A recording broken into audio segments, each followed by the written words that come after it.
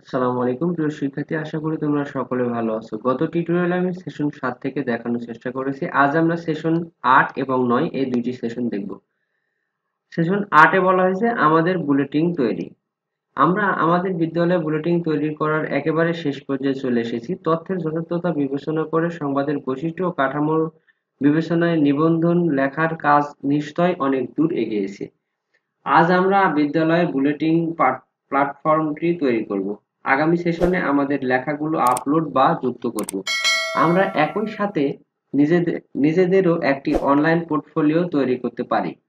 আমরা সারা বছর জুড়ে ডিজিটাল প্রযুক্তি ছাড়াও অন্যান্য বিষয়ে যে প্রজেক্টগুলো করব সবগুলো নিজেদের পোর্টফোলিওতে করতে পারবো বা আপলোড করে রাখতে পারবো। আমরা বিদ্যালয়ে পর্যায়ে শেষ করে যখন কলেজ, বিশ্ববিদ্যালয় বা পেশায় যুক্ত হতে যাব, তখন যে কেউ আমার পোর্টফোলিও দেখে আমার দক্ষতাগুলো যাচাই করতে পারবে। দেখো, নিজস্ব ওয়েবসাইট বা পোর্টফোলিও তৈরি করার জন্য অনেকগুলো বিনামূল্যে সেবা রয়েছে। তার মধ্যে প্রথমেই wordpress.com। wordpress.com এর রেজিস্ট্রেশন করতে হয় নাম দিয়ে, ইমেল আইডি দিয়ে। তারপর হচ্ছে Carbonmade, Google site, wix.com, behance, এগুলো সবগুলোতে কিন্তু ফ্রি, বিনামূল্যে করা যায়।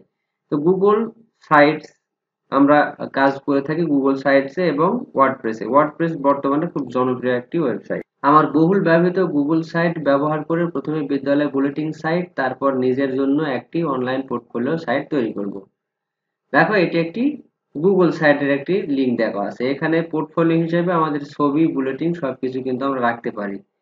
আমরা একটি খালি পেজ নিয়ে নিজেদের নিজেদের বিদ্যালয়ের ছবি এবং অন্যান্য তথ্য দিয়ে নিজেদের বিদ্যালয় বুলেটিন গুছিয়ে রাখবো। শিক্ষক তার ইমেল অ্যাড্রেস ব্যবহার করে আমাদের সাইটটি তৈরি করতে সহায়তা করবেন। এটি কিন্তু বিদ্যালয় বুলেটিন সাইট, ইমেজ সাইট ব্যবহার করে এটা করতে বলা হয়েছে।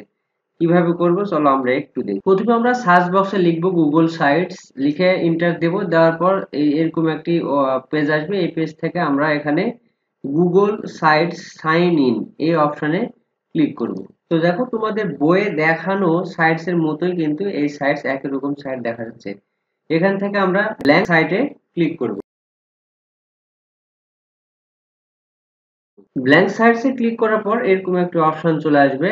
দেখো, এখানে লেখা আছে আনটাইটেল সাইট। এখানে ক্লিক করে আমরা আমাদের বিদ্যালয়ের নাম দিতে পারি। আমরা যেই বিষয়ে এই গুগল সাইট পোর্টফোলিও তৈরি করতেছি সেটার নাম দিতে পারি।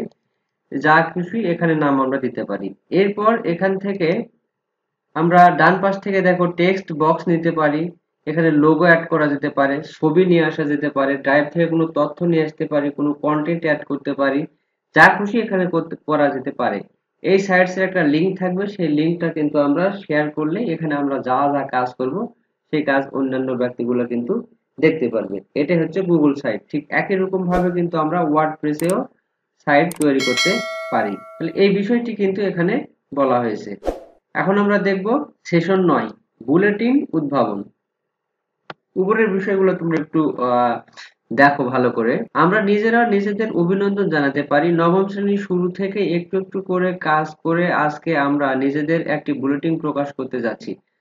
আমরা আমাদের কাজগুলো সেশন সময়ে বসে আপলোড দেব। আপলোড দেওয়ার শেষ হলে শ্রেণীর সময়ের মধ্যে বা পরে অতিথিদের উপস্থিতিতে নিজেদের বুলেটিন পাবলিশ করব। আমাদের এই বুলেটিনটি তৃতীয় অভিজ্ঞতা যখন আমাদের বিদ্যালয়ের ওয়েবসাইট বানাবো সেই ওয়েবসাইটের সাথে যুক্ত করে দিব। আজ বাড়ি ফিরে আমাদের আর্টিকেলটি আমাদের অভিভাবককে দেখাতে পারি। আমাদের বুলেটিন ওয়েব ঠিকানা অভিভাবকদের পাঠিয়ে দিলে তারা নিজে দেখে নিতে পারবে, আবার মতামত দিতে পারবে। ইন্টারনেট সুবিধা না থাকলে আমরা কাগজে লিখে অভিভাবককে দেখাতে পারি। বিদ্যালয় বুলেটিন সম্পর্কে অভিভাবকের মতামত লিখে বা তারকা চিহ্ন দিয়ে। এরপর আছে কি আত্মমূল্যায়ন। আমরা বাড়িতে গিয়ে আরেকটি কাজ করব, তা হলো আত্মমূল্যায়ন, মানে নিজেকে নিজে মূল্যায়ন। নিচের 3টি ঘর নিজের মতামত লিখি। এই মতামতগুলো পরবর্তীতে আমাদের মূল্যায়নের অংশ হবে। দেখো কি কি। এই অভিজ্ঞতার মধ্য দিয়ে আমি নতুন যা শিখলাম।